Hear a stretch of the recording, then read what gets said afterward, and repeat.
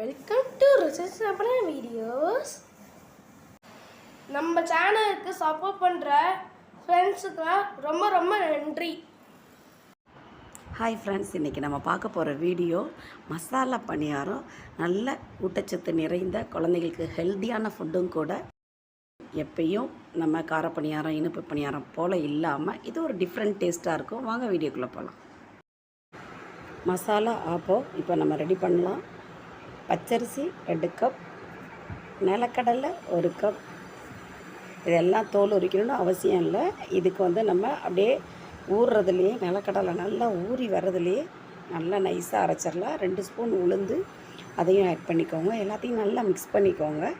Mix பண்ணிவிட்டு அதில் தண்ணி ஊற்றி ஒரு நல்லா இட்லிக்கு தோசைக்கு எப்படி ஆட்டுவோமோ அது மாதிரி 3 மணி நேரம் நல்லா ஊற வச்சு அதுக்கப்புறம் ஆட்டிக்கலாம். நல்லா தண்ணியில் ஊறட்டும். ஒரு 3 ஹவர்ஸ் ஊறிட்டு அதுக்கப்புறம் ஆட்டினா நல்லா நைஸாக நம்ம இட்லிக்கு எப்படி ஆட்டுவோமோ அதே மாதிரி நைஸாக ஆட்டிக்க வேண்டியதுதான்.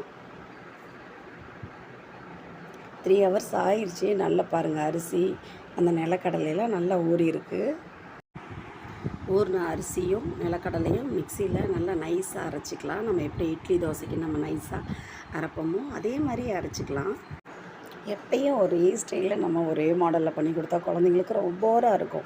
அதனால் கொஞ்சம் டிஃப்ரெண்ட்டாக இது மாதிரி அதுவும் நல்ல ஊட்டச்சத்தான பொருளெல்லாம் நம்ம அதோடு ஆட் பண்ணி கொஞ்சம் நம்ம கொடுத்துட்டா குழந்தைங்களும் சாப்பிட்ருவாங்க. நிலக்கடலையே நேரடியாக கொடுத்தா சாப்பிட மாட்டாங்க இல்லையா? அதுக்கு இது மாதிரி பண்ணிடலாம். இது மாதிரி நைஸாக நல்லா அரைச்சிடலாம். இந்தளவுக்கு நைஸாக இருக்கணும். ரொம்ப தண்ணியாகவும் இருக்கக்கூடாது, ரொம்ப திக்காகவும் இருக்கக்கூடாது. இந்தளவுக்கு இருந்தால் சரியாக இருக்கும். அவ்வளோதான். இதோட கொஞ்சம் மஞ்சத்தூள் ஆட் பண்ணிக்கோங்க. வீடியோவில் நான் காட்டலை, ஷார்ட்டில் காட்டிருப்பேன், இதில் காட்டலை, கட்டாயிடுச்சு போல். மஞ்சத்தூள் சேர்த்து நல்லா மாவு இது மாதிரி எடுத்து வச்சுக்கலாம். வெங்காயம், பச்சை மிளகா பொடியாக நறுக்கி சேர்த்துக்கோங்க. கேரட் துருவி அதையும் சேர்த்துக்கோங்க. ஒரு 4 கேரட் சேர்த்துருக்கேன்.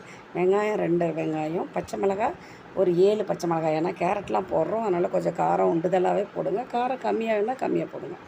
கொத்தமல்லி இலை அதையும் நல்லா பொடியாக நறுக்கி அதையும் இதோடு ஆட் பண்ணிக்கலாம். இஞ்சி பூண்டு விழுது அதையும் சேர்த்துக்கோங்க.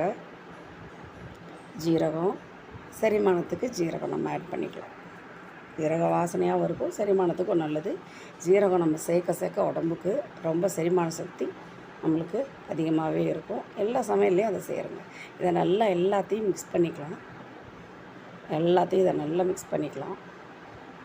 இந்த கேரட்டில் ஒரு டிப்ஸ் உங்களுக்கு சொல்கிறேன். கேரட்டை நல்லா துருவிட்டு அதோட சாறை எடுத்துகிட்டு அதில் கொஞ்சம் பால் கொஞ்சம் தேன் சேர்த்து ஃபேஸில் அப்ளை பண்ணிவிட்டு ஃபேஸை ஒரு 1/2 hour கழித்து வாஷ் பண்ணிங்கன்னா ஃபேஸ் நல்லா ஷைனிங்காக நல்லா க்ளோவிங்காக சூப்பராக இருக்கும். ட்ரை பண்ணி பாருங்கள். இப்போது நம்ம குழிப்பணியாரம் பேனில் எல்லா குழியிலையும் லைட்டாக கொஞ்சம் நெய் ஊற்றிட்டு இப்போது நம்ம ஆட்டி ரெடி பண்ணி வச்சுருக்க ஆப்ப மாவை இதில் ஒவ்வொரு குழியிலையும் இது மாதிரி ஊற்றிடலாம். ரொம்ப நெய் சேர்க்காதீங்க. நிலக்கடலையே ஆயில் இருக்கும் இல்லையா? அதனால் நெய் கொஞ்சம் கம்மியாக சேர்த்துக்கோங்க. மற்ற குழிப்பணியாரத்துக்கெலாம் கொஞ்சம் நம்ம உண்டனா சேர்ப்போம். இதுக்கு அப்படி தேவையில்லை, கொஞ்சம் கம்மியாகவே சேர்த்துக்கோங்க. எல்லாத்துலேயும் இது மாதிரி வச்சு இது பண்ணிவிட்டு ரொம்ப கேஸை பெருசாக வைக்காதீங்க, அடி பிடிச்சிரும். சிம்லேயே வச்சு பொறுமையாகவே நம்ம இதில் ஒரு 5 நிமிஷம் ஆவியில் உடனே வெந்துடும். ரொம்ப லேட் ஆகாது. உடனே ஆவியில் ஒரு 5 நிமிஷம் கழித்து எடுத்திங்கன்னா மேலே கொஞ்சம் லைட்டாக இன்னும் கொஞ்சம் ட்ரையாக இருக்கும். அதனால் கொஞ்சம் நெய் ஊற்றிட்டு லைட்டாக கொஞ்சம் ஊற்றிட்டு திருப்பி அதை எல்லாத்தையும் பரட்டி விட்டுறலாம். பணியாரத்தை பரட்டி விட்டுறலாம். சூப்பராக இருக்கும். இந்த ஃப்ளேவரை நீங்கள் பண்ணி பாருங்கள். இந்த நிலக்கடலை, கேரட், வெங்காயம், பச்சை மிளகாய், இஞ்சி பூண்டு விழுது இதெல்லாம் சேர்த்து சூப்பராக இருக்கும், செமையாக இருக்கும். சாப்பிட்டு பாருங்கள். இதுக்கு நீங்கள் சைடிஷ்ஷாக உங்களுக்கு தக்காளி சட்னி, தேங்காய் சட்னி எதுவுமே தேவையில்லை, சும்மாவே நீங்கள் சாப்பிட்லாம். நான் சும்மா தக்காளி சட்னி ஆட் பண்ணியிருக்கேன் வீடியோக்காக. ஆனால் சும்மாவே நீங்கள் சாப்பிட்லாம், சூப்பராக இருக்கும். ட்ரை பண்ணி பாருங்கள்.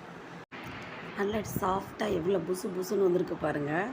ஆனால் நல்லா வெந்ததுக்கு அப்புறமேட்டுக்கு நீங்களும் இதே மாதிரி ட்ரை பண்ணி பாருங்கள். எப்படி இருந்துச்சுன்னு கண்டிப்பாக எனக்கு கமெண்ட் பாக்ஸில் கமெண்ட் பண்ணுங்கள். உங்கள் ஊரில் எது மாதிரிலாம் இந்த வீடியோ பார்க்குறவங்க உங்கள் ஊரில் என்னென்ன பணியாரம் ஸ்பெஷல், எப்படி பணியாரம் ஸ்பெஷல்னு சொல்லி எனக்கு மறக்காமல் கமெண்ட் பாக்ஸில் கமெண்ட் பண்ணுங்கள்.